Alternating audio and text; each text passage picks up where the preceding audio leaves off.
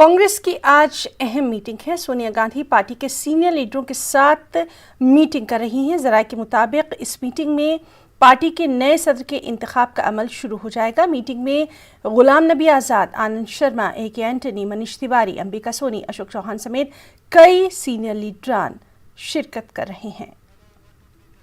और हमारे साथ इस वक्त दिल्ली से मौजूद हैं हमारी नुमाइंदा रंजीता झा। रंजीता, बेहद अहम इस मीटिंग को माना जा रहा है। सोनिया गांधी एक्शन में नजर आ रही हैं, क्या कुछ अपडेट?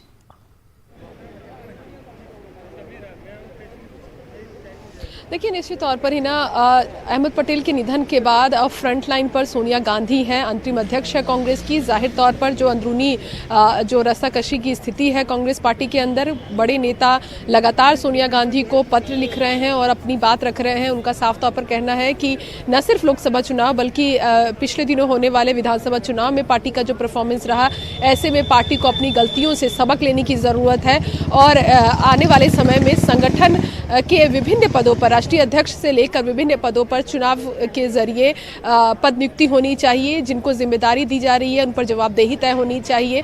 ये तमाम चीज़ें G23 के नेताओं ने पहले भी सोनिया गांधी को पत्र लिखकर कहा था। और इसके अलावा कई ऐसे नेता हैं, विवेक तनखा, तमाम ऐसे नेता जो इंडिविजुअल भी कई बार अपने ट्वीट के जरिए, पत्र के जरिए ये बात कांग्रेस पार्टी अध्यक्ष सोनिया गांधी के सामने रखते रहे हैं कि पार्टी को अब नए सिरे से तमाम चीज़ें करने की ज़रूरत है। जो अपडेट है अभी वो ये कि 10 जनपद पर तमाम नेता पहुंच चुके हैं।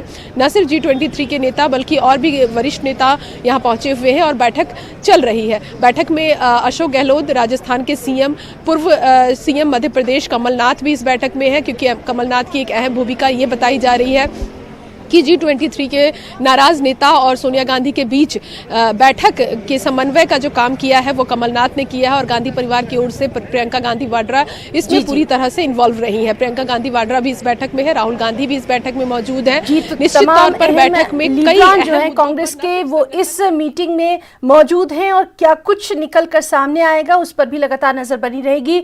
रंजीता झा, बहुत बहुत शुक्रिया आपका तमाम तफसीलात के लिए। और इस वक्त की अहम खबर एसोचैम फाउंडेशन हफ्ते के ताल्लुक से वज़ीर आज़म नरेंद्र मोदी का कलीदी खुतबा इस वक्त चल रहा है। आइए आपको दिखाते हैं। पूछते थे वाई इंडिया, आज वही कह रहे हैं कि लेबर लॉ में ईज ऑफ कंप्लायंस है तो वाई नॉट इंडिया। पहले सवाल होता था कि इतना रेड टेप है तो वाई इंडिया। अब वही लोग जब रेड कारपेट बिछा हुआ देखते हैं तो कहते हैं वाई नॉट इंडिया। पहले शिकायत होती थी कि इनोवेशन का कल्चर उतना नहीं है तो वाई इंडिया।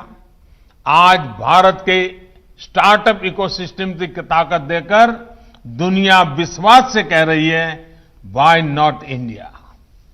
पहले पूछा जाता था कि हर काम में इतना सरकारी दखल है तो वाई इंडिया। आज जब प्राइवेट पार्टिसिपेशन पर भरोसा किया जा रहा है, विदेशी निवेशकों को एनकरेज किया जा रहा है, तो वही लोग पूछ रहे हैं वाई नॉट इंडिया। पहले शिकायत थी कि डिजिटल इंफ्रास्ट्रक्चर के अभाव में काम संभव नहीं तो वाई इंडिया। आज जब इतना आधुनिक डिजिटल इकोसिस्टम हमारे यहां है तो सेंटिमेंट है वाई नॉट इंडिया।